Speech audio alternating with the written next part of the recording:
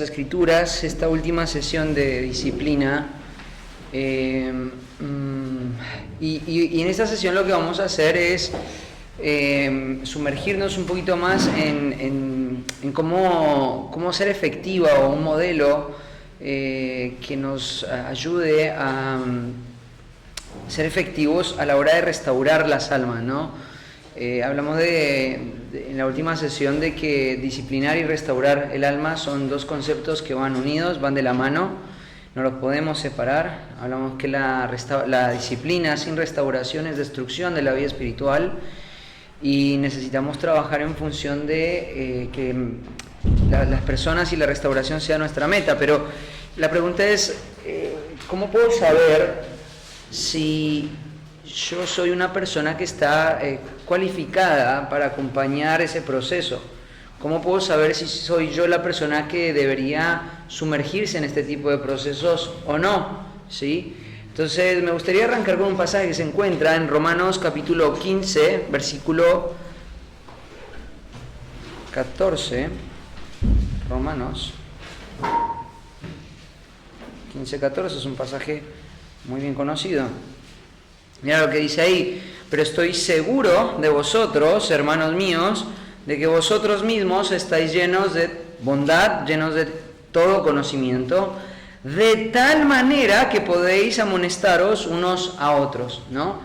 Y es interesante cuál es la visión que Pablo tiene acerca de la consejería y de la restauración y de quién puede estar calificado para ayudar a otra persona. Y él pone estos dos pilares, ¿no? Bondad y conocimiento. Recordad que cuando una persona del mundo greco-romano, ¿sí?, escribía en el griego koine, el orden de las palabras reflejan mucho. Ustedes saben que en el griego las palabras se pueden poner en diferentes órdenes, las palabras tienen sus funciones en su estructura morfológica, y a veces hay palabras que se ponen en un orden para mostrar un énfasis, ¿cierto? Y entonces el hecho de que la bondad preceda el conocimiento es algo muy importante también, porque Pablo entiende la importancia de la bondad en cualquier ejercicio ministerial. Cuando vos vas al libro de 1 Corintios, se habla acerca del amor, ¿cierto? Él dice que tener el conocimiento de manera tal que vos conozcas todo tipo de ciencia, si no está acompañada de amor, es ruido, es un ruido nocivo para la vida de la iglesia.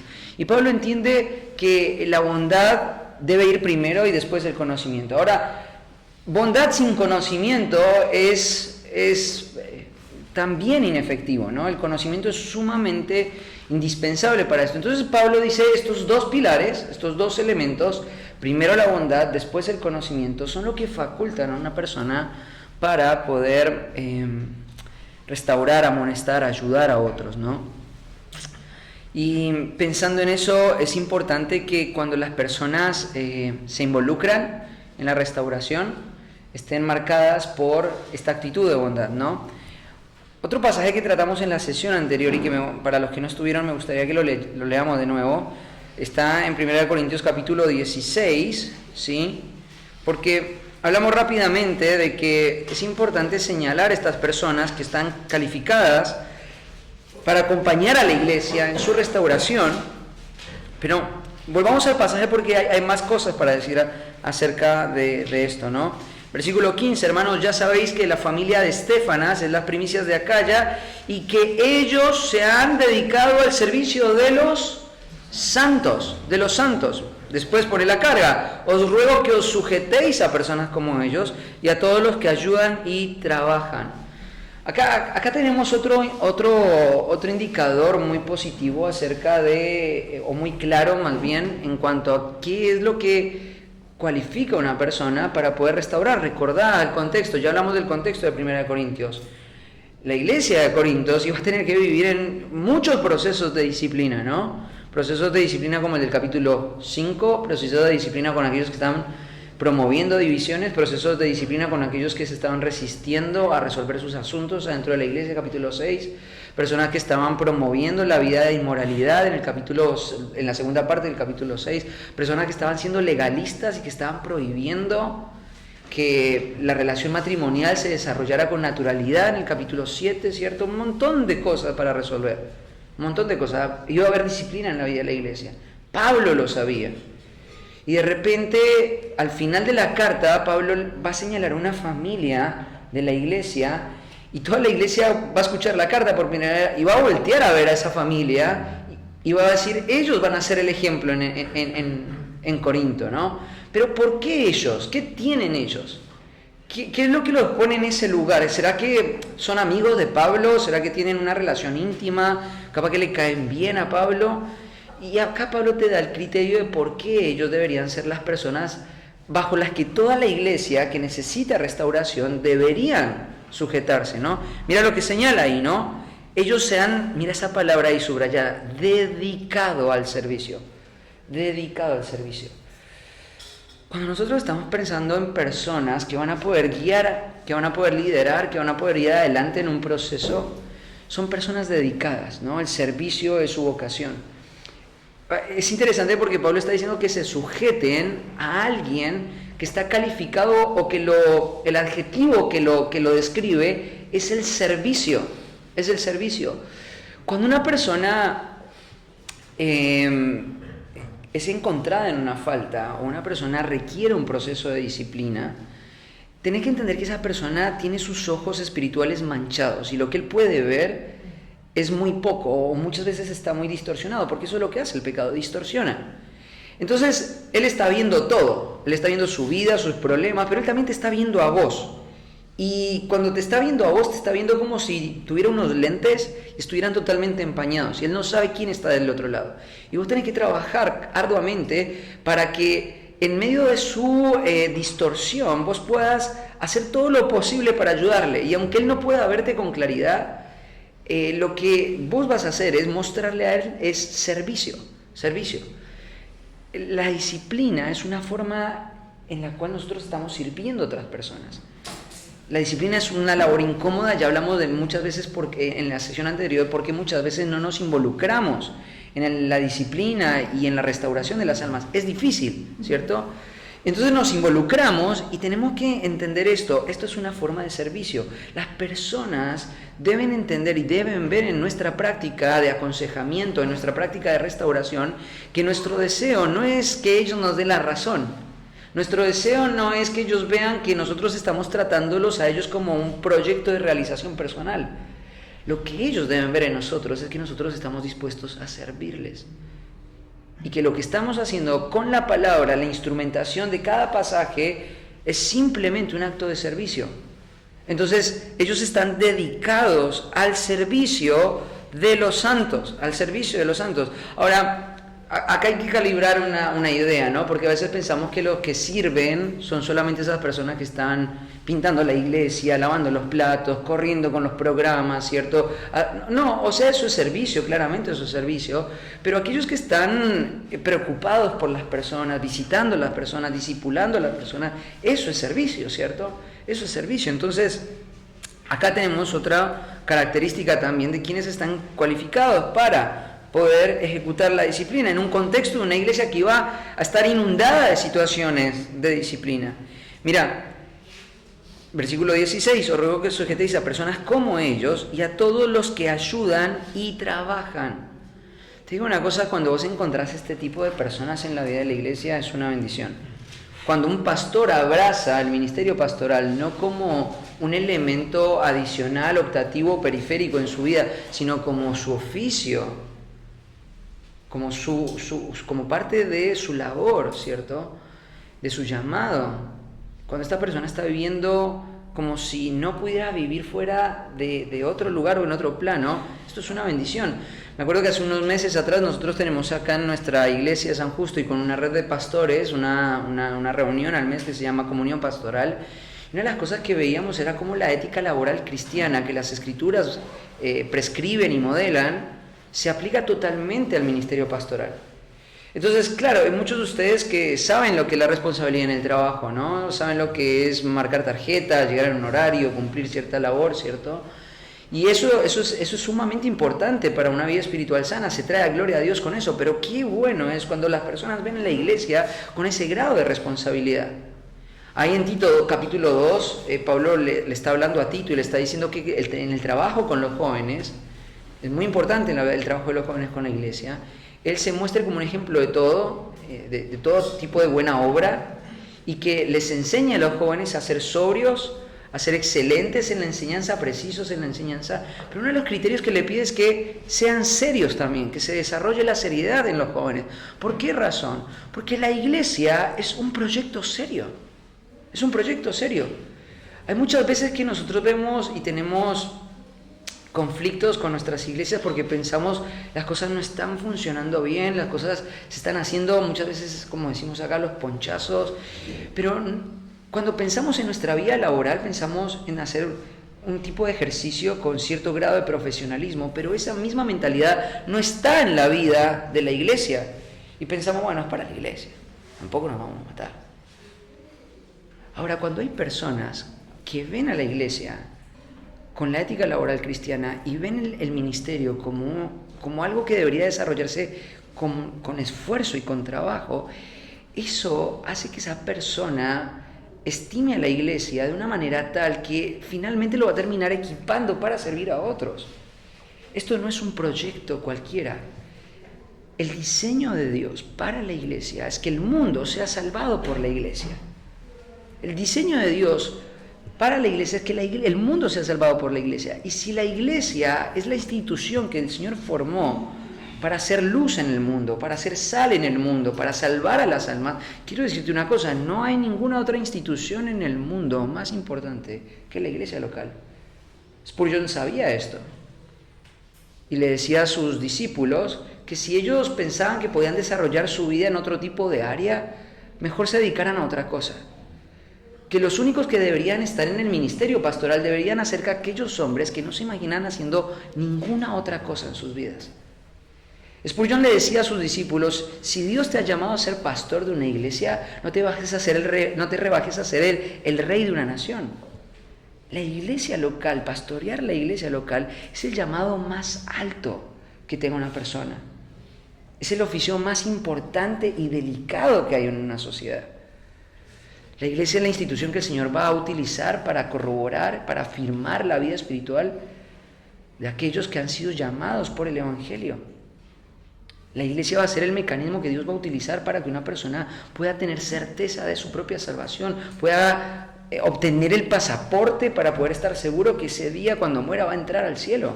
Ninguna otra organización puede hacer eso. Ninguna otra institución, solamente la iglesia local. Entonces, lo que nosotros hacemos en la iglesia es muy importante. Estéfanos lo sabía y él trabajaba de esa forma. Y entonces este hombre que veía y tenía esta perspectiva de la iglesia, que trabajaba arduamente, que se entregaba, ¿cierto?, por la iglesia, es la persona que se va a encargar de llevar adelante todos los procesos de restauración en la vida de la iglesia. Entonces, estas son las cualificaciones que necesitamos buscar, ¿no?, para nosotros: bondad, conocimiento, esfuerzo, servicio.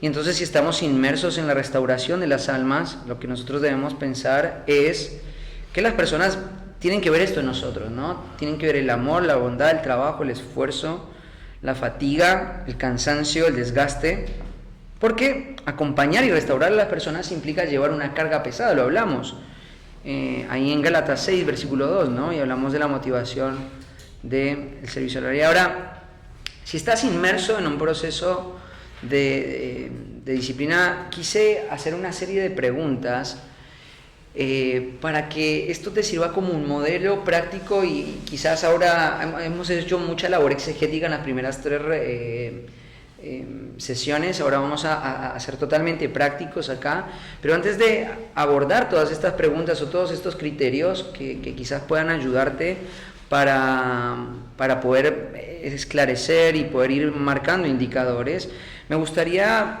dar algunas pautas en cuanto a lo que es la consejería bíblica. Y acá, ¿cierto?, vamos a unir 2 conceptos, de nuevo, los hemos separado un poquito y ahora los vamos a volver a unir. Hemos hablado de la disciplina eclesial, hemos hablado de muchos criterios alrededor de la disciplina, pero ahora lo vamos a unir con la consejería. Estamos en una conferencia de consejería, tenemos que volverlo a unir ahí, ¿no? Tengo que recordar que cuando vemos la necesidad de restaurar y de poner en disciplina a una persona y restaurarla, ahora lo que vamos a hacer es bañar ese proceso con mucho aconsejamiento bíblico, y tenemos que tener claridad de lo que es el aconsejamiento bíblico. Entonces, en primer lugar, lo que no es el aconsejamiento bíblico. En primer lugar, El aconsejamiento bíblico no es la suministración de algunos pasajes aislados, ¿sí? Esto no es aconsejamiento bíblico. A veces encontramos una persona, cayó en fornicación, ¿cierto?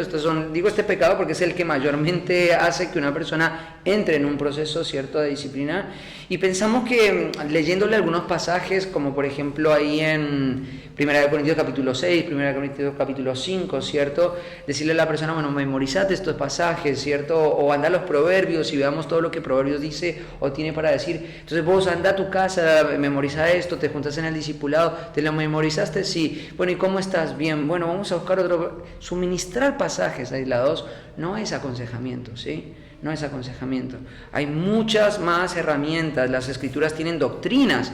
Por ejemplo, la doctrina de la santificación es una doctrina extensa, clara, precisa, que contiene muchos elementos en ella, ¿cierto? Por ejemplo, medios de gracia. ¿Entendés el concepto de medio de gracia? Sabes que el Señor es una fuente de gracia, pero que Él ha establecido medios específicos para suministrar gracia hacia las personas. Tenés que conocer esos medios de gracia, ¿cierto? La predicación pública de la palabra, la oración, la rendición de cuentas. Hay muchos elementos que esta persona tiene que aprender a ver y poder echar mano a esos medios de gracia para poder tomar. Yo siempre en mi iglesia ilustro la restauración y el aconsejamiento como que, ¿viste? Cuando construyen las casas acá en Argentina, hacen un tanque de agua muy grande arriba de la casa, ¿cierto?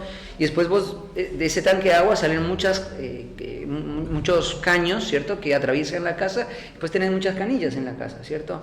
Si vos querés agua abriendo la llave de paso del gas, no la vas a poder obtener, tenés que saber dónde están las canillas, ¿cierto? Entonces, el Señor tiene una fuente de gracia allá arriba, pero esa gracia baja por caños específicos que están en lugares específicos de la casa, y vos tenés que saber hallarlos, y tenés que saber abrirlos también, ¿cierto? Hay medios específicos, y muchas veces nosotros ignoramos ese tipo de cosas, y tenemos que aprender a conocerlos, porque hay veces que las personas no están experimentando el cambio, el triunfo, no porque la palabra haya perdido efectividad, sino porque desconocemos cómo instrumentarla, cómo trabajar con la palabra, ¿no? Entonces no es suministración de algunos pasajes aislados. El aconsejamiento bíblico, en segundo lugar, no es una plática llena de conceptos humanos que usa pasajes sin comprensión exegética de manera aislada tampoco, ¿no? Cuando nosotros pensamos en la consejería bíblica y pensamos en el concepto de predicación expositiva, no son dos conceptos que están aislados. Consejería es predicación expositiva persona a persona. Necesitamos entender el contexto de los pasajes, la gramática de los pasajes, necesitamos entender los ejercicios exegéticos para poder entender cómo este pasaje tiene un sinfín, ¿cierto?, de información. Te digo que es emocionante las escrituras, te muestro un ejemplo de esto. Uno de los pasajes que más me ha sorprendido, ¿no?, en mis últimos años de estudio bíblico, y te digo, este era uno de mis pasajes favoritos, porque es un pasaje que alentaba mi alma, pero hace poco tiempo me di cuenta que lo estaba entendiendo mal. Es el pasaje de 1 Corintios capítulo 9, versículo 24.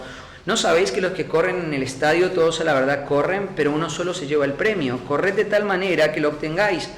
Todo aquel que lucha de todo se abstiene, ellos a la verdad para recibir una corona incorruptible, pero nosotros una incorruptible. Así que yo de esta manera corro, no como la aventura, de esta manera peleo, no como quien golpea al aire, sino que golpeo mi cuerpo y lo pongo en servidumbre, no sea que habiendo sido heraldo para otros, yo mismo venga a ser eliminado. Entonces yo siempre tomaba este pasaje y decía, qué buen pasaje para alentar mi vida espiritual, qué buen pasaje para mi ejercicio pastoral, ¿cierto? La abnegación, el golpear mi cuerpo, el generar disciplina, el esforzarme por tener autocontrol de mis deseos para poder lograr metas espirituales. Ahora, cuando empecé a estudiar contextualmente el pasaje, me di cuenta que el pasaje no quiere decir eso. El pasaje tiene otro tipo de contenido y tiene otro tipo de objetivos, y la mente de Pablo funcionaba de una manera distinta. Si vos lees el contexto, te vas a dar cuenta de que Pablo está hablando de las limitaciones de la libertad en función del servicio a la conciencia de otros. Y ese concepto, yo mismo venga a ser eliminado, esa palabra, esa expresión es muy clave, porque eliminado tiene que ver con inutilidad, no sea que yo mismo llegue a ser inútil. Y acá hay un pasaje muy interesante, porque lo que Pablo está diciendo acá en este pasaje es que si una persona es débil en su conciencia, yo debería generar un autocontrol, aún en cosas que no son pecaminosas, y hacerme débil y generar una disciplina de autocontrol en mi vida, porque el no considerar al débil me descalifica para el ministerio. Y es a eso a lo que se está refiriendo. Entonces, esto no es un pasaje acerca del autocontrol y la disciplina propia, es un pasaje que habla acerca de las limitaciones de mi libertad. Entonces, yo puedo leer un pasaje, puede sonar muy alentador, ¿cierto?, para mi vida espiritual, pero no tiene efecto porque no entiendo el sentido del pasaje. No puedo torcer la palabra para que diga lo que yo quiera, necesito estudiar el pasaje. Entonces, la consejería bíblica requiere este ejercicio también, ¿no? La consejería bíblica no es un ministerio autónomo. Te digo una cosa, este es uno de los grandes... Espero que dentro de poco Eclesia trate el tema de la eclesiología bíblica. Hay mucho agnosticismo eclesiológico. Hay mucho agnosticismo eclesiológico. Pensamos que la disciplina puede ser una labor que se puede desarrollar fuera del entorno de la iglesia local. Mateo capítulo 18, versículo 18, nos deja en claro que la disciplina debe ser ejecutada, suministrada, supervisada, acompañada en el entorno de la iglesia local, siempre. Una de las cosas más tristes que he visto son personas que caen en pecado y que los líderes los mandan a lugares lejanos para que trabajen en sus vidas, ¿cierto?, la restauración de esas personas. Esto es parte y es el resultado de ignorar y de abandonar la eclesiología bíblica. No es un ministerio autónomo. No existen a los ojos del Señor y de las Escrituras organizaciones o ministerios, podríamos llamarlo ministerios, que puedan restaurar personas de manera autónoma. Esto está siempre y fue diseñado para que se ejecute en el contexto de una iglesia local. Sé que lo que estoy diciendo quizás en la mente de muchos puede pensar, bueno, pero nosotros creemos en los centros de rehabilitación, o nosotros creemos en si un pastor cayó, quizás una iglesia no estaría en las condiciones de restaurarlo y hay un ministerio allá en Estados Unidos que se dedica a restaurar pastores, mejor mandémoslo allá. No es así. No es el diseño de Dios. Hay un diseño muy específico de Dios en las Escrituras para este tipo de cosas. Las almas deben ser sanadas, curadas en el entorno de la iglesia local, Es una de esas canillas por las cuales el Señor suministra gracia transformadora. Entonces no es un ministerio autónomo, es un ministerio que depende del entorno de la iglesia local. La consejería no es una disciplina exclusiva para algunos profesionales o expertos. Te digo una cosa, yo estoy acá enseñando, tengo acá un testigo ocular. Él me conoce a mí, por ejemplo, desde el año 2007 cuando llegué. Soy la única persona no profesional de toda mi familia. El hecho de que yo esté parado acá enseñando esto es solamente un acto de la gracia de Dios y estoy convencido que cualquiera de ustedes podría estar acá enseñando esto. No somos expertos, no somos profesionales. No tengo una maestría en aconsejamiento, no tengo una carrera de grado de psicología, no soy psiquiatra. No soy absolutamente nada, ni siquiera tengo una certificación de consejería, no tengo nada de eso.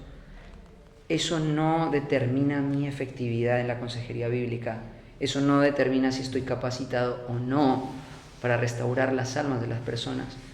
Como te dije, la Biblia se encarga de poner parámetros claros de qué es lo que califica a una persona para que pueda estar involucrada en el trabajo de la restauración de las almas. Entonces no es una labor exclusiva, es una labor a la que todos los creyentes somos llamados a hacer. Lo único que pasa con la consejería bíblica o con la restauración de las almas es que a veces vemos que el pecado genera mucha distorsión y eso muchas veces nos atemoriza, ¿cierto? ¿Cómo abordo esta situación? Es nueva, es desafiante, es difícil. La distorsión del pecado puede ser abrumadora en muchos casos, ¿no? Pero eso no quiere decir que los casos difíciles o desafiantes en el entorno de una iglesia deberían ser abordados por expertos. Deben ser abordados por siervos, personas que están instrumentando la palabra, sumergidas en la palabra, conociendo la palabra, orando para que el Señor proporcione, suministre el conocimiento bíblico. Tenemos en esta escuela una profunda convicción de que las Escrituras son todo suficientes para todo asunto de la vida del creyente y del hombre, sin importar en qué momento de la era de la humanidad nos encontramos. Las Escrituras son suficientes. Tienen problemas con personas que tienen trastornos obsesivos compulsivos, tienen TOC, las Escrituras son suficientes. Tienes personas con esquizofrenia, las Escrituras son suficientes. tenés problemas con ataques de pánico, las escrituras son suficientes. Todo lo que compete al comportamiento del hombre, las escrituras son suficientes. Y lo único que requiere es personas que tengan esta convicción, se subordinen a las escrituras y aprendan a usarlas con precisión como obreros que no tienen de qué avergonzarse, porque pueden usarlas bien, porque es la palabra de verdad. Otro concepto, la consejería no es opcional, el aconsejamiento bíblico, la restauración de las almas es algo a lo que todos nosotros somos llamados. Rápido, yo estoy corriendo, tengo mucho material por abordar. La consejería no está separada del ministerio pastoral. No es una labor exclusiva del pastor, pero sí debe ser supervisada por los pastores. Sí debe ser supervisada. Tienes que entender una cosa, cuando Pablo, hemos hablado mucho de este pasaje ahí en Hechos 20, vamos a Hechos 20.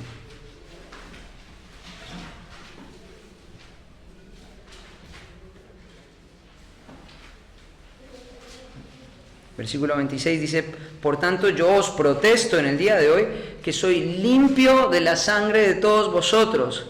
Te digo, esta es una afirmación bastante fuerte. Vieron que estuvimos hablando acerca de la conciencia y hablamos de que la conciencia tiene dos funciones, o afirma o advierte, ¿no? Estas son las dos funciones. Acá está funcionando la conciencia de Pablo en términos de afirmación. Y fíjate lo que dice la conciencia. Aparte, la conciencia de Pablo acá no puede fallar porque él está hablando bajo la inspiración divina. O sea que las palabras que él está diciendo son verdad, son precisas, son perfectas. Entonces lo que él está diciendo es algo totalmente certero. Yo soy limpio de la sangre de todos vosotros. Ahora, te digo esto como pastor, creo que es hermoso poder pensar o imaginar ese momento donde vos llegas al ministerio y puedes decir: tengo la plena convicción de que no tengo ningún tipo de culpabilidad y que mi conciencia me afirme en que todo mi ejercicio pastoral ha sido fiel a los ojos del Señor. Ahora, ¿cómo puedo llegar a que mi conciencia afirme eso, cierto? Como pastor, mira cómo sigue el texto más adelante, ¿no? Porque no he rehuido anunciaros todo el consejo de Dios. Y ahí te da la aclaración. ¿Cómo podría yo como pastor, como consejero, saber de que yo estoy limpio de la culpa de las personas, de la sangre de las personas? Un solo criterio: di el consejo de Dios, suministré la palabra, lo hice bien, lo hice con fidelidad, me entregué, ¿no? La suficiencia de las escrituras.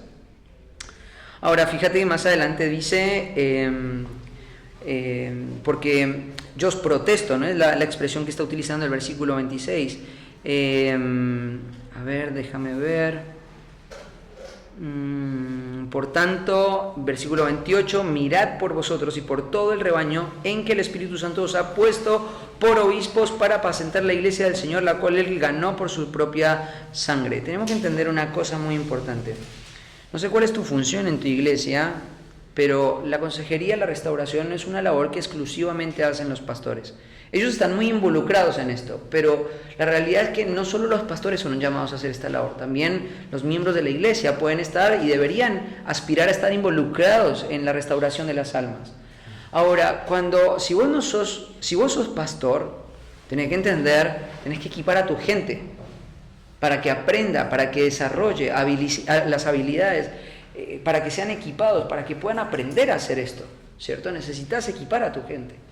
Y si vos no sos pastor, tenés que entender una cosa: si vos no sos pastor y el liderazgo de la iglesia te ha confiado la restauración del alma de una persona, tenés que entender que lo tenés que hacer con supervisión pastoral, porque el pastor, a la luz de Hechos 20, él va a tener que rendir cuentas por esa persona. No podemos desarrollar un ministerio de aconsejamiento sin supervisión pastoral. Ahora decís: bueno, pero mis pastores tienen mucha confianza en mí. Muy bien, pero él es el que va a rendir cuentas. Él está en una función, en un oficio, donde él va a tener que comparecer por esas almas. Vos le podés ayudar en su función, pero vos no podés reemplazar su función. Es muy importante que si vos sos pastor, supervises si hay otras personas que están involucradas en esto. Y si no sos pastor, vos seas proactivo en rendir cuentas, de involucrar a tu liderazgo en la restauración de las personas. Entonces, la consejería no está separada del ministerio pastoral, está supervisada. La consejería no está separada del discipulado. Hablamos de la distinción de discipulado y aconsejamiento en la primera sesión, pero debemos recordar que el aconsejamiento es contribución al discipulado, no están separados, aunque podríamos distinguir los conceptos, no están separados, ¿sí?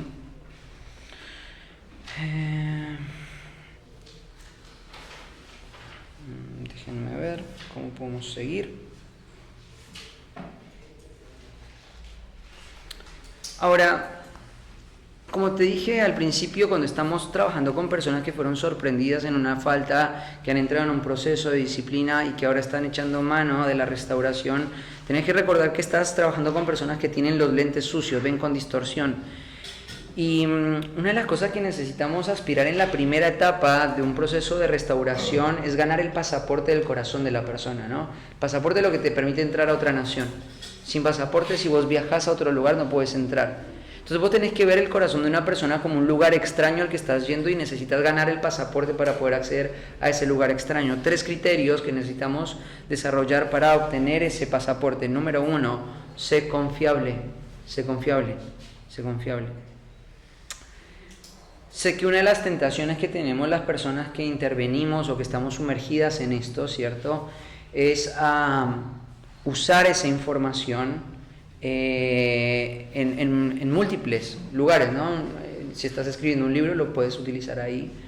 Si sos un predicador, puede ser que lo utilices en alguna...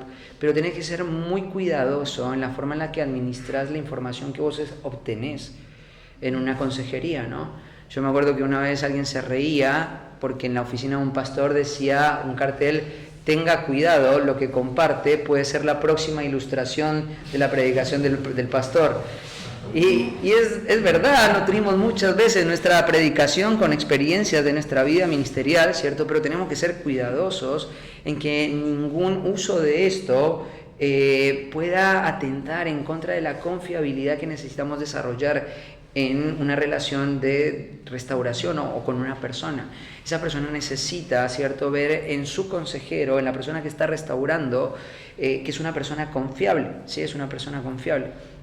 No solamente confiable porque es reservada, sino también es confiable por sus evidentes motivaciones, ¿no? Ya hemos hablado de la bondad, hemos hablado del amor, necesitamos mostrar que Él es confiable. Yo veo y percibo que Él está buscando mi bien. Ahí en Hechos 20, Pablo decía que Él lloraba de noche y de día, ¿cierto?, durante 3 años. Pablo no estaba haciendo una labor de un psicólogo sentado frío tomando nota, ¿cierto?, haciendo un trabajo pseudo profesional. Pablo estaba llorando con los miembros de la iglesia. Él encontraba el pecado y le dolía ver el efecto del pecado en la vida de las personas. Él estaba comprometido con todo su ser, él involucraba sus emociones, él involucraba su mente, él involucraba sus acciones, ¿cierto? Esto estaba afectando la vida. ¿Por qué? Porque Pablo los amaba. Y cuando vos estás trabajando en la restauración de las almas, es desgastante, porque muchas veces vos estás trabajando, tratando de convencer a la persona de lo que es mejor para ella, aunque la persona no lo pueda creer, aunque la persona no lo pueda ver. Entonces vos sabes que esa persona tiene distorsión y necesitas ganar el pasaporte de su corazón. Sé confiable. En segundo lugar, sé afectuoso. Una de las características que califican a un pastor es que él va a ser amable. Él va a ser amable, ¿no? Es un requisito pastoral. Un pastor no puede ser una persona frívola, una persona insensible. Ser frívolo, insensible, te descalifica para el ministerio. Y le pedimos todos estos requisitos al pastor para que él los modele a la vida de la iglesia y el resto de los miembros puedan ver en su pastor un ejemplo y puedan imitar su ejemplo, ¿no? El principio de la imitación es muy importante para el desarrollo de una sana vida espiritual. ¿Cuán importante es ver modelos de afecto? Yo lo mencioné en un momento, un caso de un chico restaurado, en su testimonio, diciendo: el mejor momento o el momento donde la iglesia más mostró amor a mi vida fue cuando me disciplinaron por mi pecado. Eso tiene que ser una meta en nuestra iglesia, ¿cierto? Que las personas no vean la disciplina como un castigo, sino que lo vean como una expresión de amor. Debemos ser afectuosos, ¿no? Y en último lugar, tienes que estar bien equipado. Vino un hombre a contarme que tiene deseos o siente atracción hacia otro hombre, y este es un hombre maduro, es un hombre que lleva tiempo en la fe, Y la palabra de Dios y las predicaciones de la iglesia han traído convicción a su vida, y él hoy es consciente de que él no puede, él ha tratado por todos los medios solo de vencer estos deseos, esta atracción que él tiene, y él ahora tiene convicción de que él no puede vencer este pecado solo. Necesita la iglesia, necesita la consejería, necesita el ministerio pastoral, necesita la exposición, la rendición de cuentas. Él necesita vivir el principio de Santiago 5:16, ¿no? Confesad vuestros pecados, vuestras amartías, unos a otros, orad unos por otros para ser sanados. Yo necesito ser sanado de esto. Yo no quiero sentir esta atracción. ¿Por qué me está pasando esto? Y pues nunca trabajaste en un caso así. ¿Qué vas a hacer? Bueno, el amor te va a llevar a movilizarte, a dolerte. Este hermano está en angustia, él siente vergüenza por lo que está viviendo. Está desesperado, quiere vencer esto. Tiene miedo de contárselo a su esposa. Entonces vas a tener que leer. Vas a tener que equiparte. Vas a tener que buscar consejo. Vas a tener que generar criterios. ¿Qué tipo? Se pueden hablar muchas cosas acerca de esta temática. ¿Quién tiene los mejores valores exegéticos o ejercicios exegéticos a la hora de trabajar este tema? Una de las cosas, me acuerdo una vez un hombre me compartía y me decía: tengo tanta gratitud por mi pastor. Justamente tenía un problema con este tema. Tengo tanta gratitud con mi pastor, porque ante las cosas que yo le compartía, y yo me daba cuenta que él era desafiado por lo que le estaba compartiendo, él más se esforzaba en entrenarse para entender la naturaleza de mi lucha. Claramente hay situaciones que vienen y nos agobian y nos desbordan, pero el amor nos va a llevar a esforzarnos. Tenemos la convicción de que en este libro, en las Escrituras, está todo lo que necesito, ¿no? Pero quizás no estoy lo suficientemente entrenado para saber cómo usar las Escrituras en este escenario particular. Necesito ser discipulado, necesito ser equipado, entrenado, ¿cierto? Y el amor me va a llevar a movilizarme. No puedo llegar a la consejería improvisando. Bueno, ¿cómo te fue? Tengo que planear las tareas, tengo que planear las conversaciones, tengo que estudiar los pasajes, tengo que leer libros, tengo que ver el ejercicio de otros pastores que han abordado estos temas. Y eso es trabajo. Entonces tengo que mostrar equipamiento. Tengo un problema de ansiedad. ¿Por qué lo estás teniendo? ¿A partir de cuándo lo tuviste? ¿Qué lo está nutriendo? ¿Cuáles son las mentiras? Bueno, hay muchas cosas que necesitamos equiparnos, ¿no? Entonces estos son los 3 criterios que nos ayudan, ¿cierto?, a desarrollar esa capacidad de ganar el pasaporte para acceder al corazón. Entonces cuando la persona está frente a vos y puede haber confiabilidad, puede ver un amor evidente, y además de eso puede percibir de que vos te estás esforzando por entender mejor, esto va a abrir el corazón y va a limpiar los lentes para poder ver un poquito de claridad en decir: esta persona me está amando, ¿cierto? Y entonces puedo abrir mi corazón con esta persona. Ahora vamos a hacer alguna serie de preguntas para poder distinguir cuándo la disciplina debería ser correctiva o formativa, ¿cierto? Si no estuviste en la primera sesión, cuando hablamos de disciplina formativa, estamos hablando de disciplina orgánica, estamos hablando de esa exhortación natural, ¿cierto?, que ocurre entre un hermano y otra. Y la formación correctiva es aquella corrección o es esa disciplina orgánica que requiere, interviene, ¿cierto?, de una manera más estructural, de una manera más formal, de una manera más seria por la frecuencia o por la gravedad de ciertos pecados. Nosotros vemos eso, ¿no?, en la vida de la iglesia, ¿no? No todos los pecados en la vida de la iglesia se tratan de la misma forma. Entonces, ¿cómo hago para distinguir eso? ¿Cómo hago para distinguir cuándo debería evaluar qué tipo de disciplina debe ejecutar? En primer lugar, ¿el pecado que observas está afectando de manera significativa a otras personas? ¿Sí? ¿A otras personas? Esto es una pregunta muy importante, ¿no? Las Escrituras nos enseñan que una de las formas en las que muchas personas pueden crecer o afirmarse es soportando sus faltas, ¿no? El amor cubrirá multitud de pecados, ¿no? Esto es lo que nos enseñan las Escrituras. Ahora, ¿qué pasa cuando el amor no está pudiendo cubrir el pecado, ¿no? ¿Qué pasa cuando el amor o la falta de una persona ya no está quedándose en una pequeña molestia, sino que está afectando significativamente a la iglesia? Quizás acá estamos ante la presencia de un pecado que necesita mayor observación, ¿no? esta persona está siendo, creo que uno de los casos, por ejemplo, frecuentes, hay gente que es muy fácil y se deja persuadir fácilmente o se inclina fácilmente hacia la murmuración. Es un pecado que hace mucho daño en la iglesia, ¿cierto? Entonces, esta persona viene y me cuenta algo que de manera inapropiada podría utilizarse para difamar a otra persona, y entonces lo escucho, y en ese momento mi criterio me dice esto no fue correcto, y lo corrijo en el momento, y la persona muestra arrepentimiento y no lo vuelve a hacer. Pero ¿qué pasa si yo le corrijo y de repente me entero que otra persona también lo corrige, y de pronto veo que esta persona está creciendo en esta actitud frente a la vida de la iglesia? Entonces ya esa amonestación individual, única o específica en ese momento, ya no es suficiente, porque quizás la forma en la que está afectando a otras personas o a la vida de la iglesia está creciendo cada vez más, y quizás necesita otro tipo de intervención. En segundo lugar, el pecado que observas está afectando el testimonio del Evangelio de la Iglesia de Cristo de manera significativa. Ahí en 1 Corintios, una de las preguntas frecuentes de parte de quienes estudian ese pasaje es por qué Pablo prescribe la excomunión de esta persona y no va por el proceso de Mateo 18, ¿no? Es una de las preguntas que frecuentemente se hace. Bueno, hay muchas respuestas que podríamos decir en cuanto a eso. Hay una percepción en la carta, no es la primera instrucción que Pablo tiene, no sabemos. El hecho de que Pablo esté prescribiendo esto no quiere decir que Pablo no haya ido por otro proceso. Esto es una carta que presupone información previa también, o intervención pastoral previa. Podríamos suponer de que Pablo fue por el proceso y ahora esta persona, frente a la falta de arrepentimiento, necesita ser excomulgada. Pero lo que sí vemos claramente en el pasaje es la forma en la que el pecado del capítulo 5 mancha el testimonio de la iglesia, y esto es uno de los criterios que Pablo tiene en mente, ¿cierto? Hay una forma de pecado que ni siquiera los gentiles en la ciudad más promiscua que hay en todo el Imperio Romano llegan a mencionar, y está en el entorno de la iglesia.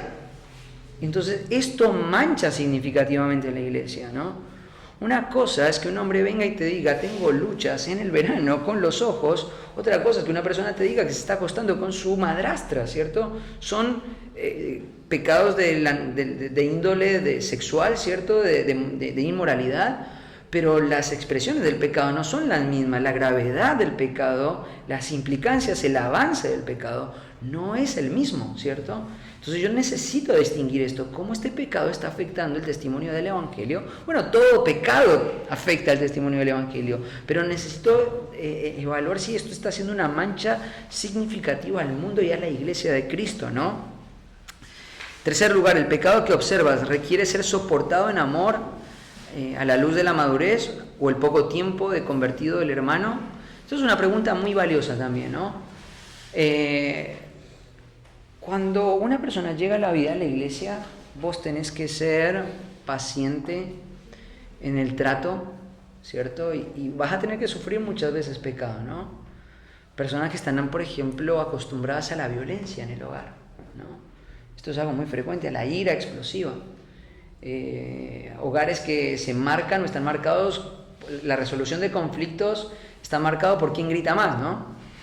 Y de repente, antes ellos lo lidiaban, sin Cristo antes lo lidiaban solo, y ahora llaman al pastor, ¿cierto? Y entonces llega el pastor a la casa y está la mujer llorando porque el marido le pegó una cachetada, y entonces vos decís, esto es grave, ¿no? Es algo muy... esto podría ir a la cárcel este hombre por pegarle. Pero ¿hace cuánto recibió a Cristo? Hace muy poco tiempo, ¿no? ¿Cuántas herramientas le hemos dado a él para que luche en contra de esto? Él se siente mal por lo que hizo. Pero él está habituado a una vida marcada por esto, ¿no? Y entonces voy a tener que armarme paciencia, sé que a la esposa le va a costar perdonarlo, voy a tener que quedarme ahí varias horas hasta que podamos entrar al corazón y poder traer alivio y paz y esperanza por medio de la consejería. Ahora, ¿qué pasa si lo hace el pastor de la iglesia? ¿No? Eso es otro caso, ¿no? ¿Qué pasa si ese hombre maduro que está estudiando en el CCP tuvo un conflicto y golpeó a su mujer? No estamos frente al mismo escenario, ¿no? Necesitamos hacer esta pregunta. ¿Cuánto tiempo de madurez tiene esta persona? Otra pregunta más. En cuanto a la conciencia del ofensor, ¿ha sido informada de manera correcta con instrucción bíblica como para poder distinguir que esto que observó está mal? Te digo, esto es algo que muchas veces genera tensión. Nosotros en nuestra iglesia, por ejemplo, tenemos muchos principios de conducta. No muchos, algunos. Por ejemplo, en cuanto a la vestimenta de los hombres, de las mujeres, las filosofías de ministerio que tenemos en nuestra iglesia hablan acerca de la apariencia de un hombre, de una mujer, ¿cierto? Tenemos principios en cuanto a qué pensamos en cuanto a la bebida alcohólica, tenemos principios en cuanto a de qué manera nos involucramos con otras iglesias de otras denominaciones, qué denominaciones sí, qué denominaciones no. Ahora, llega una persona a la vida de la iglesia, ¿cierto? Y de repente quiebra uno de los principios de conducta de tu iglesia. ¿Él sabía que esto era un principio de conducta? ¿Tiene las herramientas suficientes para saber por qué es un principio de conducta? ¿Es necesariamente un pecado? Lo que él hizo es simplemente una norma que hemos establecido para prevenir el pecado en la vida de la iglesia y no necesariamente es pecado. Tenemos que ver cómo esta conciencia está informada, tenemos que saber y evaluar, ¿cierto?, ante qué escenario nos estamos presentando. Recuerden que la conciencia puede ser informada de manera correcta, de manera incorrecta o simplemente estar desinformada acerca del pecado. No sé cómo les va a ustedes en el entorno de sus iglesias. En mi iglesia, en nuestra ciudad, es muy extraño encontrar personas que no hayan pasado por una iglesia de denominaciones carismáticas o pentecostales. Es muy extraño. Y sabemos que este tipo de iglesias producen y generan por medio de la falsa enseñanza mucha confusión en la mente de las personas. Entonces, capaz esta persona no es que no lo entendía, sino que tiene una idea errada. Tengo que hacer una evaluación de su conciencia. ¿Qué entendés por lo que hiciste? ¿Entendés que está bien? ¿Entendés que está mal? ¿Cuáles son los argumentos por los cuales juzgas que moralmente esto es permitido en la vida de un creyente? Necesitamos hacer esas preguntas. Evalúa factores previos para la disciplina. En primer lugar, el ofensor. ¿Hace cuánto tiempo que es un cristiano? Bueno, ya hemos hablado de eso. ¿Qué tipo de enseñanza ha recibido el ofensor? ¿Admite el pecador que su acción estuvo mal? ¿Sí? Estas preguntas están muy enfocadas también y quiero que entiendas cuál es el trasfondo. ¿Estamos ahí? Bueno, quiero que entiendas el trasfondo de estas preguntas. Cuando vos estás trabajando en una persona que fue encontrada en alguna falta, algo que vos debes observar con detenimiento, con mucho criterio, y esto es una pregunta que tenés que responder a vos mismo en tu práctica de restauración, es si la persona ha llegado a un punto de arrepentimiento genuino. Necesitamos saber si la persona ha tenido un arrepentimiento genuino. ¿Cómo lo sé eso? ¿Las escrituras hablan acerca de eso? Hablan acerca de esto.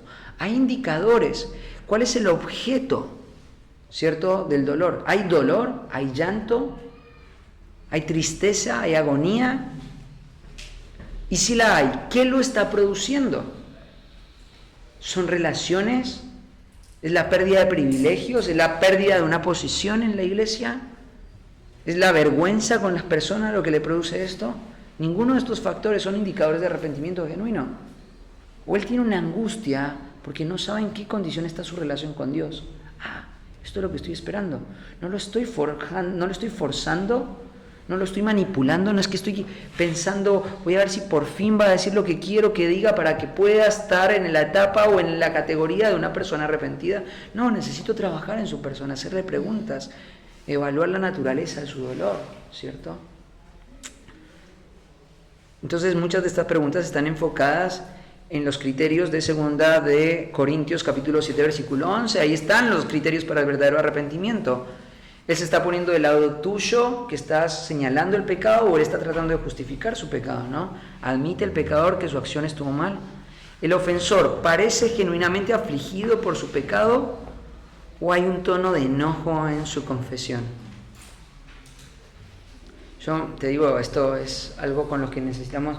Yo me acuerdo que estaba acompañando a un hombre en un momento que había caído muy, muy profundo con el tema de la inmoralidad. Él había saltado muchas barreras y había afectado mucho su relación matrimonial por las formas en las que él estaba participando con herramientas virtuales acerca de la inmoralidad.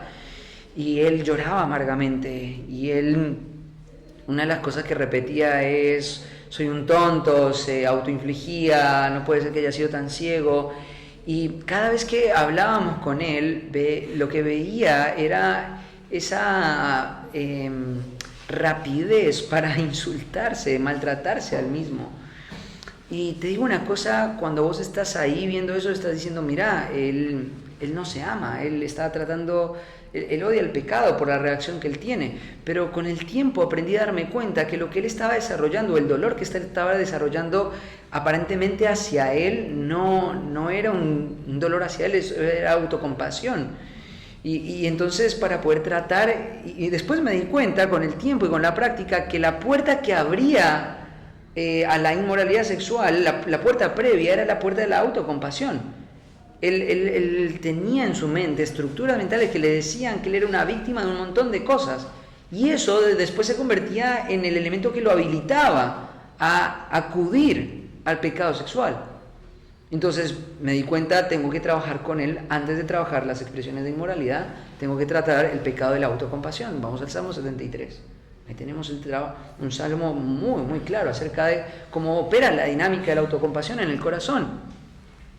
Tengo que ver si su dolor es genuino, o si él está afligido por su pecado, o si hay enojo, ¿cierto? Hay ira, o hay más expresiones pecaminosas en su confesión. Esto puede ser un indicador que claramente él no ha entendido la naturaleza de su falta. Otra pregunta: ¿el ofensor confesó rápidamente o tuvimos que sacarle la información? ¿Cierto?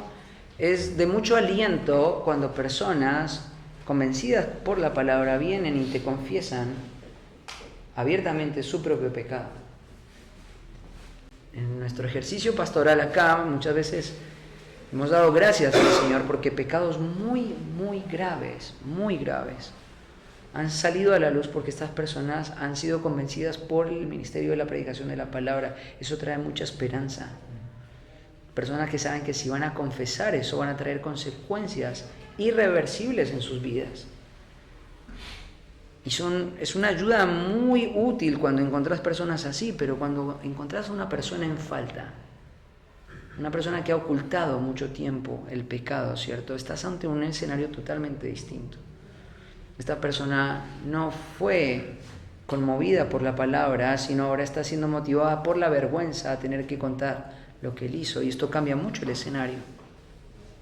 Si él vino, seguramente lo que él va a querer es un trabajo de restauración. Si él fue encontrado, él va a necesitar la restauración, pero vas a tener que trabajar mucho en la primera etapa tratando de ganar ese pasaporte, ¿cierto? Vas a tener que trabajar arduamente. Si él vino, puede ser que simplemente un trabajo, dependiendo de la gravedad del pecado, y conjugando esta pregunta con las preguntas de diagnóstico anteriores, vaya por un proceso de restauración muy rápido, ¿no? Esto va a ayudar mucho, pero si él fue descubierto, va a implicar un proceso quizás un tanto más largo, y yo tengo que preparar mi expectativa para saber, esto va a llevar tiempo, tengo que armarme de paciencia.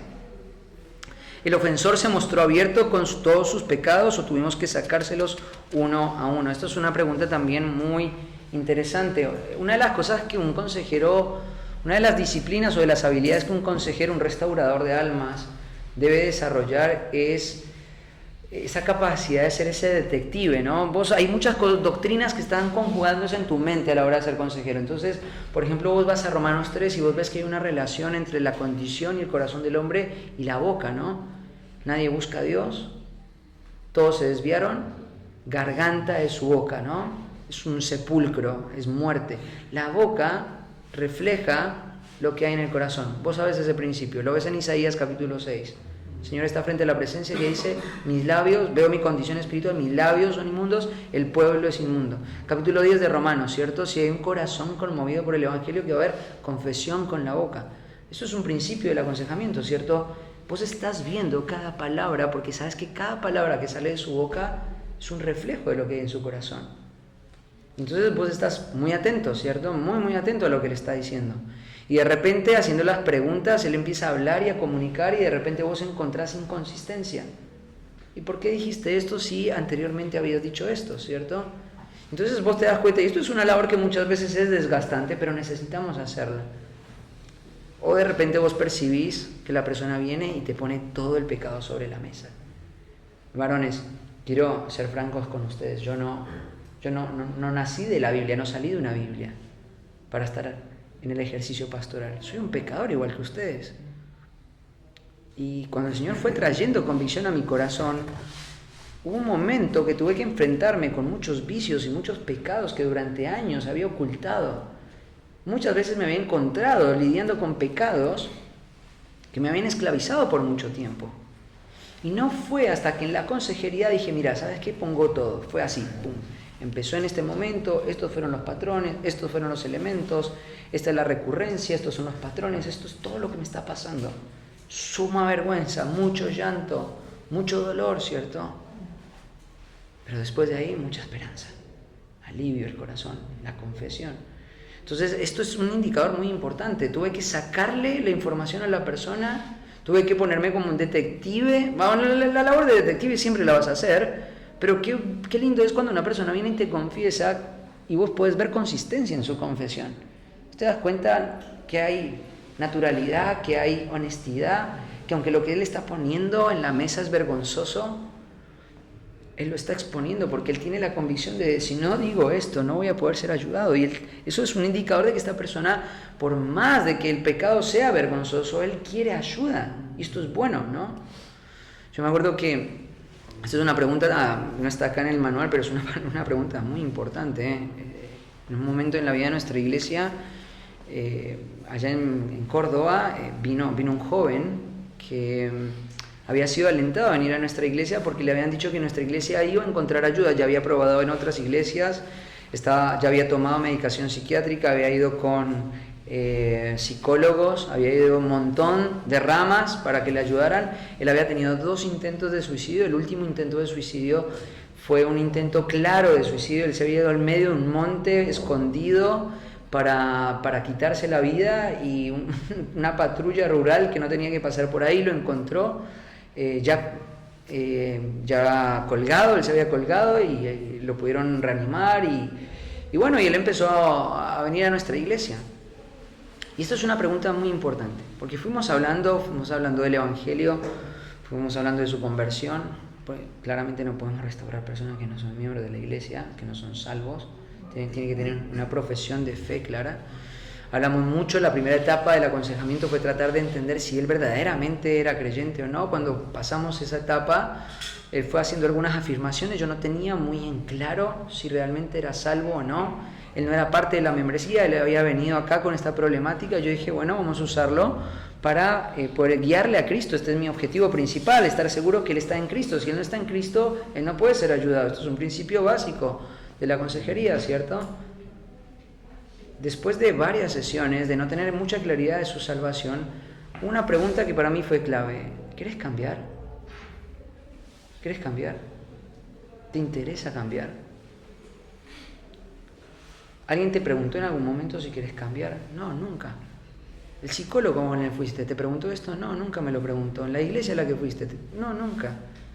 La verdad que nunca me lo había preguntado. Bueno, es sencilla la tarea nos vamos a juntar la semana que viene. Necesito que me contestes esta pregunta. Evalúa, pregúntate esta pregunta toda la semana. ¿Quieres cambiar? Volver a la semana siguiente. Su respuesta fue clara: no quiero cambiar. Me gusta estar así, me gusta la melancolía, me gusta estar solo, no me gusta estar con gente. No quiero cambiar. Y me hubiese gustado que no me hubiesen encontrado ese día. Me hubiese encantado quitarme la vida. Entonces, tenemos que hacer esas preguntas, ¿no? ¿Quieres cambiar? ¿Quieres cambiar? ¿No quieres cambiar? ¿Por qué te tengo que sacar la información? Si tu deseo es el cambio, tenés que contar todo. La confesión trae libertad, el que oculta no prosperará. Lo sabemos. Otra pregunta: ¿hay indicadores que el ofensor posiblemente oculte? ¿Hay indicadores que el ofensor posiblemente oculte? Hay un patrón, está mal redactada esa pregunta, perdón. Hay un patrón, es característico, ¿cierto? Una de las cosas que es muy útil en la consejería es tratar de evaluar en qué momento ocurre, ¿no? estás teniendo problemas de inmoralidad, ¿cuándo sos más tentado? ¿Estás evaluando este tipo de cosas? ¿Estás observando? Sí, me pasa más cuando vengo de mucha tensión y hay mucha exigencia y de repente me relajo. Esos son los momentos de mayor tensión. O el momento de mayor tensión es cuando estoy con mi esposa teniendo algún conflicto. Acepta la corrección, acepta la consejería. Bueno, hay varias preguntas más. Te dejo esas preguntas para que te ayuden a evaluar, y finalmente cuando recaudes toda la información, una de las cosas que tienes que aprender a desarrollar, puedes ver esas sesiones. Marcos Arrozagaray está enseñando esto, cómo recopilar toda esa información para generar un diagnóstico. Esta persona quiere cambio, no quiere cambio, está en lucha, está en proceso de cambio, no está en proceso de cambio, ¿cierto? Todas esas cosas se responden a la luz de las Escrituras. No es la invención de un grupo de locos que se les ocurrió esto. Las Escrituras tienen teología útil para decirnos cómo las personas pueden o deben cambiar. Vamos a abrir un tiempito de preguntas porque se me acabó el tiempo. Preguntas. Sí. Cuando estás en un proceso, ¿no? Y vas aconsejando y vas viendo que la persona va dando pasos y hay cambios, son visibles. Si pudieras dar ejemplos o ahondar en este tema, ¿cómo nosotros entender si esos cambios que la persona está dando son cambios por fruto del Espíritu Santo que está produciendo un arrepentimiento o son cambios de apariencia? Es una buena pregunta, muy buena pregunta. Tengo que volver a preguntar, ¿verdad? Para los que están transmitiendo ahí en la grabación. La pregunta es, ¿cómo puedo evaluar si los cambios que una persona está sufriendo en un proceso de restauración son reales, vienen del Espíritu Santo o no, o están siendo actuados o fingidos, ¿cierto? Bueno, hay una cuestión que nosotros tenemos que entender, y es, tenemos limitaciones. Nosotros no podemos entrar en el corazón de una persona. Entonces hay un campo donde nosotros tenemos que dejárselo al Señor, ¿no? El ejercicio de la consejería es un ejercicio en el que también vamos a tener tentaciones, y es querer controlar todo, ¿no? Tienes que saber que la consejería es una labor de mucha dependencia en el Señor, ¿sí? Entonces, en primer lugar, no hay un mecanismo para poder decir es genuino, ¿cierto? Una persona puede vivir una vida de mucha hipocresía, ¿cierto? Es más, hay casos de personas que vivieron en pecado y que la realidad de su condición salió después de que murieron, por ejemplo, después de muchos años. Y eso es muy triste, ¿cierto? Porque eso mancha el Evangelio. Pero nosotros hacemos la labor con esperanza, sabiendo que el Señor tiene una obra para hacer ahí, y nosotros trabajamos en el campo de nuestra responsabilidad, a la luz de lo que podemos ver, y evaluamos en cuanto a eso. Entonces, en cuanto a lo que podemos ver, ¿cierto? Lo que podemos ver en una persona. Sí, hay una serie de preguntas que yo te puse acá que son necesarias hacerle a la persona de por qué le está cambiando. Entonces, bueno, yo quiero dejar las drogas, y bueno, buenísimo, genial. Llevo 40 días de no consumir alcohol, de no fumar un cigarrillo, de no consumir ningún tipo de drogas.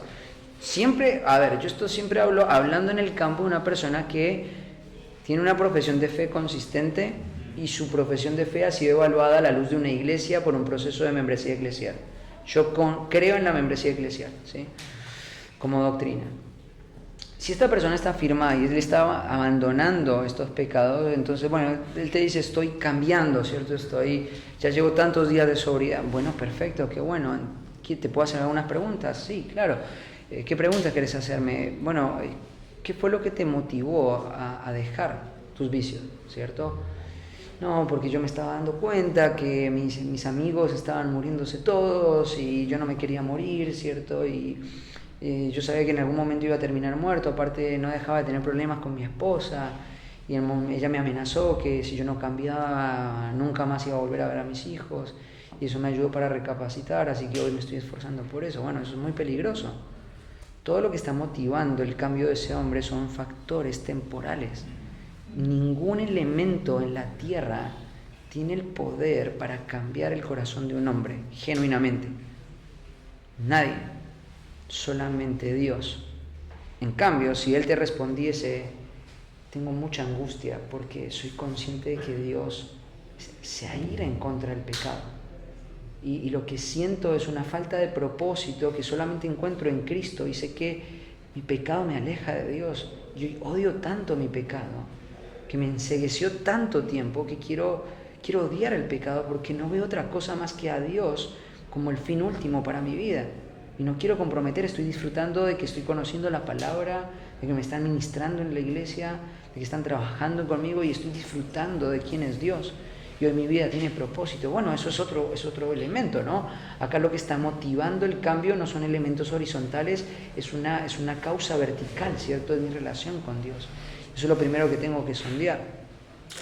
La perspectiva que él está teniendo acerca del pecado, ¿cierto? Y las razones que él le ha dado a su adicción, ¿no? Entonces él podría decir, bueno, yo la verdad que estoy consumiendo droga porque de niño fui abusado y entonces para escapar de todo eso, yo la verdad que un día empecé a fumar marihuana y ahí empezaba y no paré y cada vez que dejaba de fumar, entonces lo estoy dejando porque la causa por la que yo lo empecé, tengo mucha tensión porque me recuerda a ese momento de ese abuso, pero yo sé que si no me hubiesen hecho eso, entonces yo no lo hubiese... No, la fuente de tu pecado, o la causa de tu pecado, no es ningún elemento externo, fue tu propio corazón. El elemento externo lo único que hizo fue mostrar la condición de tu corazón.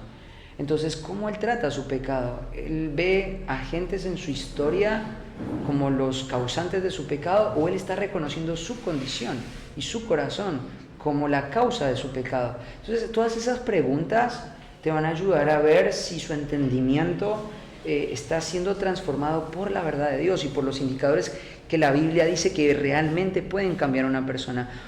Cuando no nos guiamos por eso, lo que hacemos en las personas es ayudarles a que su pecado mute, no a que su pecado muera. Y nosotros no estamos llamados a ser personas moralmente más correctas. Déjame mostrarte un ejemplo de las Escrituras. Efesios capítulo 4. A Pablo le gustan los casos también. Mira, este es el proceso. Cuando las Escrituras son muy específicas en cuanto a cómo la gente cambia. Esto es doctrinal. Está acá, está en Tito 2, versículo 11 al 14. Lo puedes ver en Santiago capítulo 1, versículo 19. En 1 de Pedro capítulo 2, 1, ¿cierto? Tenés procesos de cambio específicos. Mira lo que dice en el versículo 22, en cuanto a la pasada manera de vivir, despojados del viejo hombre que está viciado conforme a los deseos engañosos. Lo primero que tengo que hacer es despojar. Segundo, y renovaos en el espíritu de vuestra mente. Renovación del entendimiento. Romanos capítulo 12, versículo 2, ¿no? Transformados por medio de la renovación del entendimiento. Versículo 24, y vestíos del nuevo hombre creado según Dios en la justicia y santidad de verdad. ¿Cierto? Me apropio de mi identidad en Cristo, me despojo, renuevo y me revisto. Perfecto, ese es el proceso. Vamos con un caso. Más adelante viene, versículo 28. Ahí tenés un caso. El que hurtaba, no hurte más. Entonces, tenemos un problema en la iglesia. Tenemos una persona que roba. Tenemos el raterito del barrio. Todos lo conocen, todos saben quién es. Entró un día el domingo a la iglesia, ¿cierto? Reciba a Cristo. ¿Cuál es mi meta con su problema más distintivo? Él ama robar. Y él quiere dejar de robar, pero no puede dejar de robar. Y un día viene y escucha el evangelio y entonces, pero él tiene una tensión con esto, él tiene una tendencia a robar. Cuando él ve la oportunidad, su pecado lo arrastra a esto. Bueno, el que hurtaba, ¿cierto? ¿Cuál es la meta en el consejero? Mi meta es que él deje de robar. En la mente de Pablo no es eso, mira lo que dice. El que hurtaba, no hurte más, sino trabaje. Listo. Ya no roba más, trabaja. Logré eso. Ahora, pensá en este pecado. El hurto es una expresión de la avaricia. Es un medio ilegítimo por el cual yo obtengo lo que tanto mi corazón desea. Pero en el fondo del hurto, el problema es la avaricia del corazón. Ahora, ¿por qué Pablo sigue avanzando si la persona dejó de robar? Y si la persona, dejando de robar, empieza a trabajar. Porque el problema no está ahí. Una persona puede dejar de robar y de trabajar y no hicimos absolutamente nada en la consejería bíblica. Absolutamente nada. ¿Cuándo podemos decir que la persona realmente abandonó el pecado? Mira cómo termina el pasaje. Mira cómo termina el pasaje. El que hurtaba no hurte más y no trabaje, haciendo con sus manos lo que es bueno. ¿Para qué debe trabajar? Para que tenga que compartir con el que padece necesidad. Ahí la consejería cumplió su cometido. Yo no quiero cambiar o mutar su pecado. Yo quiero que su corazón vaya en un sentido totalmente contrario. Y si el problema que él tiene es la avaricia, la solución, ¿sabes cuál es? Que él tenga una vida donde él no está pensando en lo que él quiere obtener, sino que él tenga un patrón de vida donde él está pensando qué puedo dar. Cuando el corazón cambia, entonces ahí podemos decir hubo transformación, hubo restauración. Entonces yo no quiero que él deje las drogas, yo quiero que su corazón sea cambiado. Y eso va por un proceso muy específico. Y yo como consejero bíblico tengo que, como restaurador de alma, tengo que entender que las metas no las establezco yo. Yo no me voy a gozar porque él dejó las drogas, yo voy a gozarme porque su corazón fue realmente transformado, porque su relación vertical fue transformada, porque la expresión de esa relación vertical ahora refleja no solamente que él abandonó ciertos pecados, porque yo puedo hurtar y trabajar y tener el mismo pecado, puedo trabajar 24 horas al día simplemente porque deseo tener lo que tanto mi corazón anhela tener, ¿no? Antes lo obtenía robando, ahora lo obtengo trabajando. Esa no es la meta, trabaja para dar. Ese es el objetivo. Entonces, eso es muy importante, ¿no? Tener la doctrina del arrepentimiento bíblico es muy importante, tenerla clara en la mente del consejero, ¿sí? Entonces, tengo que tener claros esos conceptos para poder evaluar si el entendimiento de la persona está yendo en la dirección correcta, ¿no? No sé si contesta la pregunta. Sí. Sí, Marcos. Feli, y en el caso de la fornicación, ¿cómo se vería? Bueno, podríamos hacer toda una conferencia de este tema, ¿no? Pero lo que yo pienso es una persona, un fornicario, es una persona ególatra, egoísta, ¿cierto? Está viéndose a él, es una expresión. La Biblia define la fornicación como idolatría, ¿cierto? Es ese excesivo amor por mi propia persona que hace que me distorsione y que crea que tengo el derecho de autocomplacerme de las formas que sean necesarias, aunque sean ilegítimas. Entonces pienso que la única forma de vencer eso es abrazando el amor sacrificial, aun cuando un marido está pensando, cuando vos puedes disfrutar del sexo bíblico, el sexo bíblico no es una forma por la cual yo obtengo placer, sino es una forma en la que yo doy placer, ¿cierto? Cuando yo estoy disfrutando del acto sexual no estoy pensando en cómo yo me satisfago, sino cómo satisfago a mi esposa, ¿cierto? Entonces, la forma en la que la mente es renovada y transformada es entender que mi vida no está marcada por la autocomplacencia, por el servicio a mis propios placeres. El placer es simplemente un medio para glorificar a Dios, el placer es algo que puedo usar para servir a otros, ¿cierto? Entonces hay muchas formas en las que mi mente en ese pecado particular pueden ser renovadas. Pero es un tema amplio, es un tema que pienso que en cuanto a ese tema hay muchos materiales para utilizar. Yo recomiendo siempre el de Heath Lambert. Para mí no hay un libro más claro, más útil que ese libro. Ese libro es conciso, es teológico, es profundo, es eficaz y te muestra y te modela con claridad un espectro de una persona que ha sido transformada en ese tipo de pecado. Sí, sí, Ivancho. Sí, en cuanto a, mencionaste en la introducción que el proceso de restauración nunca sin la supervisión de los pastores. Quisiera entender si a eso te referís, el proceso formal o también el proceso que se da cotidianamente. Me refiero a Mateo 18, los primeros pasos de Mateo 18 también con la supervisión pastoral, o esas cosas pueden estar fuera de la supervisión, el desarrollo orgánico de un discipulado o una relación entre hermanos. Es una muy buena pregunta. En un momento en la exposición hablamos de que la consejería no es un ministerio independiente de la supervisión del ministerio pastoral. La pregunta es si la supervisión pastoral debe acompañar tanto la disciplina formativa como la correctiva, ¿no? Esa disciplina orgánica y la disciplina quizás más estructural, las dos deberían ser supervisadas por el ministerio pastoral. La respuesta es sí, pero no en las mismas formas. Entonces, por ejemplo, el pastor supervisa por medio de la enseñanza pública de las Escrituras, ¿cierto? Es una de las formas en las cuales el pastor sobrevé la grey, ¿no? Por medio de la enseñanza.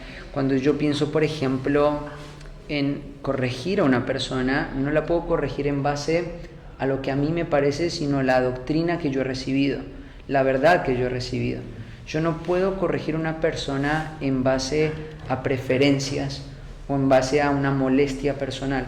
Ahora, si mi mente está siendo expuesta a la predicación pública de la palabra y eso está dándole forma a mi pensamiento, cuando yo veo a la luz de esa enseñanza que he recibido que hay una persona que está cometiendo algún error, entonces yo puedo tener la confianza de que mi pastor está viendo esto en las Escrituras, me lo está enseñando y yo lo estoy haciendo. Entonces, en esa manera orgánica estoy, ¿cierto?, siendo supervisado, quizás no de una forma que uno se imaginaría, rindiéndole cuentas al pastor, diciéndole la situación específica, pero sí estoy actuando en base a la enseñanza pública de las Escrituras.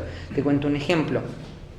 En un momento yo no lo sabía, pero hubo una tensión con un tema de índole sexual en nuestra iglesia y noté que había mucha ignorancia en cuanto al tema. Entonces empezamos a hablar acerca de la teología del sexo.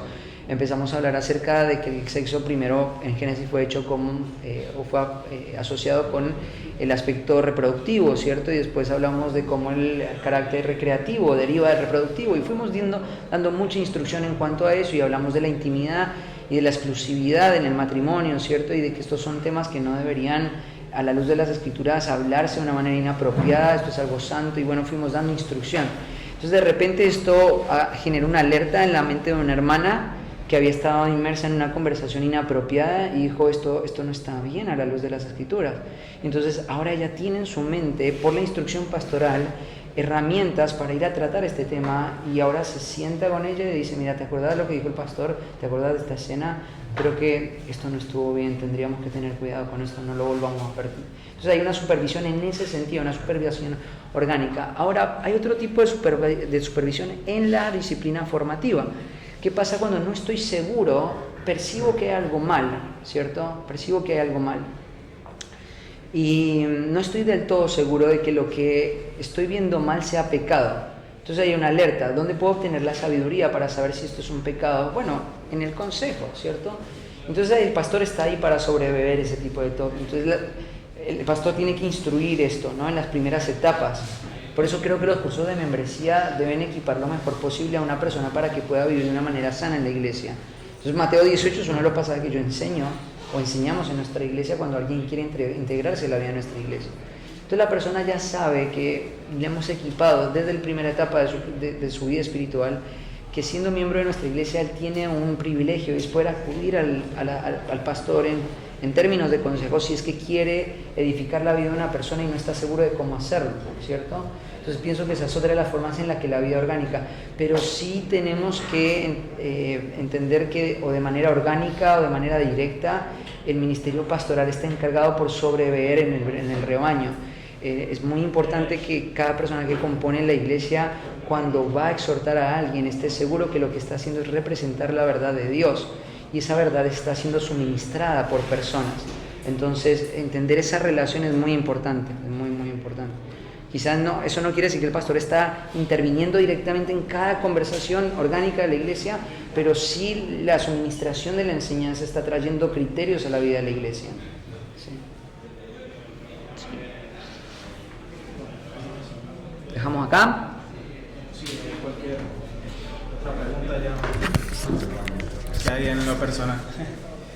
Bueno, ahí ya damos por finalizado todos los talleres. Muchas gracias por el tiempo también que han podido dedicar para seguir creciendo, más en este tema importante, así que ánimo a poderlo poner en práctica. Hay mucho trabajo por hacer ahora, así que bueno, vamos a terminar dando gracias a Dios por estos talleres y tenemos un pequeño break y ahí tenemos también preguntas y respuestas abajo, así que también anímense a preguntar por el WhatsApp que van a estar dando abajo. Así que bueno, oramos. Padre Santo, gracias te damos una vez más, gracias por tu gracia, Padre, al permitirnos acceder a tu verdad, al poder, Padre, tener el privilegio de haber apartado este tiempo que tú nos has permitido y las personas que tú has puesto preparadas, Padre, para guiarnos en estos temas y traer sabiduría a nuestro corazón, a nuestra mente, Señor, y ahora entendemos también que hay un trabajo que realizar, hay un gran peligro de tener y almacenar esta información en nuestra mente y no ponerlo en práctica.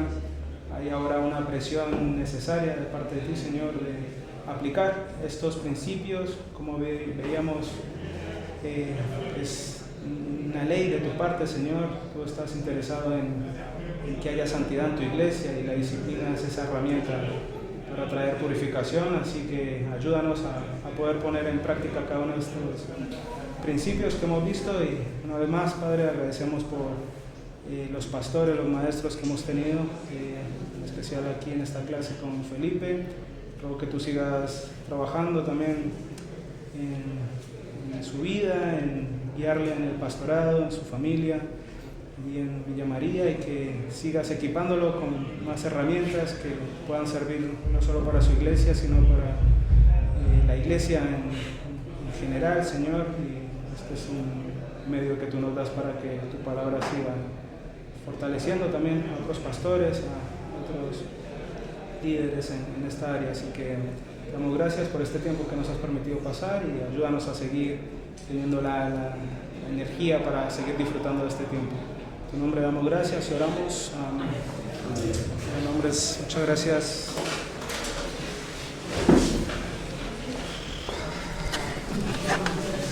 Gracias. No.